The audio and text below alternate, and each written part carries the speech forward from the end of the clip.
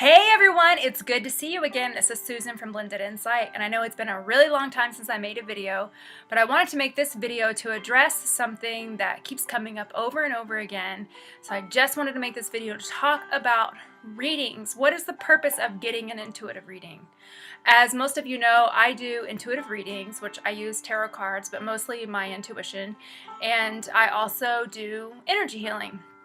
So I like to do those two together if I am going to do a reading, because I find that when someone's energy centers are cleared, they're able to hear the messages even more. But the thing that bothers me about readings is that a lot of people have a misunderstanding of what a reading is designed to do. So I know that there are all types of psychics in the world, or intuitives, or fortune tellers, or whatever they choose to call themselves. I call myself an intuitive because I use my intuition to channel messages from the divine spirit to help and heal other people. I don't believe in fortune telling. I think it's hoaxy. It has a lot of bad connotations associated with it. So it upsets me when I hear people ask about getting their fortune told, or however they may put it.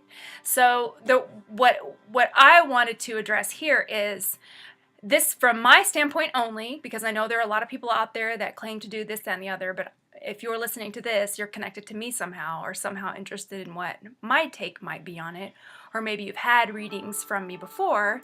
So this is what I wanted to share. A reading is a snapshot in time. It basically tells you what exists in energetic potential. I don't believe any reading is 100% accurate. The person that is doing the reading is interpreting the energy that's around you at that time, and they are pulling down messages to try to help you to get to the goal that you desire. It doesn't interfere with free will. So if you get a reading and you hang up right then and there, and the person you just asked about, or even yourself, changes something or shifts something, then the reading could be different if you got another reading.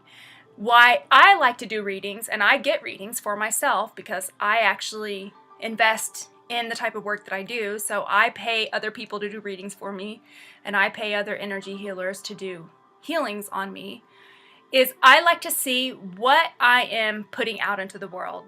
So when I get a reading, I'm open, and I basically let my intuition filter what is relevant for me at that time, because I know that it's not 100% accurate. Nothing is set in stone.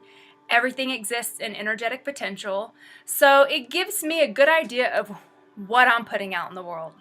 And I've had readings with the top energy healers and intuitives out there, even psychics, mediums, even like people off of Hay House Radio, those top authors. I've had lots and lots of readings from different people, also energy healings from different people. And I will tell you that a lot of the top ones, actually every single one, has been wrong in some way. None of them are 100% accurate.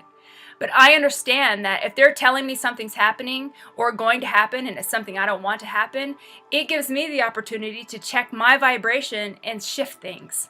So for me, it's almost like preventative. So I just look at it as information.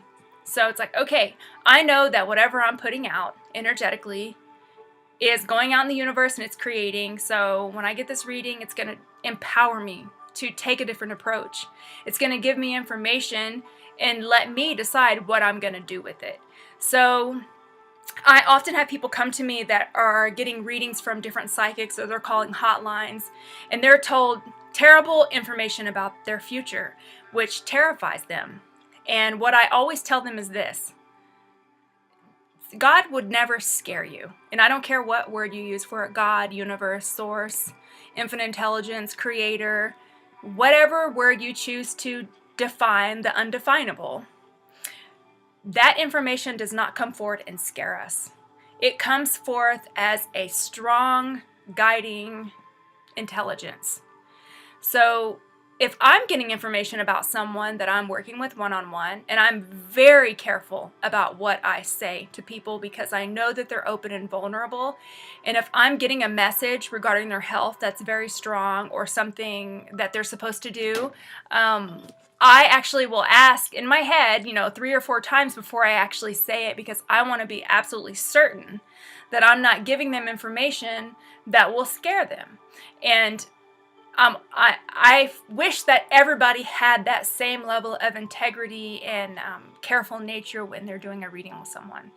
So I have gotten information for people about their future safety before, and the way it comes forward for me is make sure that you check this out, make sure that you do this. And it comes very warm and safe and gentle, and in a way that they can receive and say, okay, I need to get this done, and then they prevent something. So it's always from an empowering perspective is my point. It's never something silly like, oh, you only have a couple of years to live, or, oh, you have a terminal illness and you're going to die soon. That's not spirit. That is like total fear, ego. It's a misuse of power. It's a misuse of information. I had a friend years ago that went to like this psychic fair and was told by one of the psychics at one of the booths that she had cancer, and she went and got checked out and she was terrified. And I told her instantly, you don't have cancer. I don't know who this person was, but don't listen to them. And the problem is even the people that are skeptical and they take it as a joke, it still often plants a seed. And if they think about that seed too much and water it, they can possibly affect that outcome. So you want to be really careful about what you're grabbing onto. And if the information is creating a lot of fear in you, then that's not God, that's not spirit, that's not source, because that's not the way that information comes through.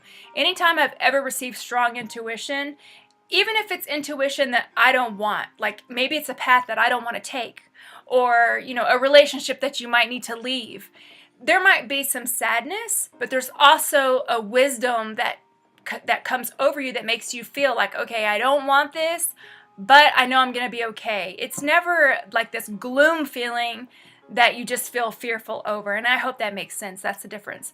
So I've had conversations with people when they're like, well, if this information that I'm getting isn't going to happen, what's the point of getting a reading? And like I said before, for me personally, I get readings because a lot of times I already know the truth, but it feels good to have a non-biased party come in and tell me what I already knew. Or maybe I have a couple of ideas swirling around, and that reader can look at my energy field and channel for me and say, okay, this is the predominant thought that you're putting forward, and this is where you need to go. And it kind of just concretes things. So when you hang up from a reading, you should feel better.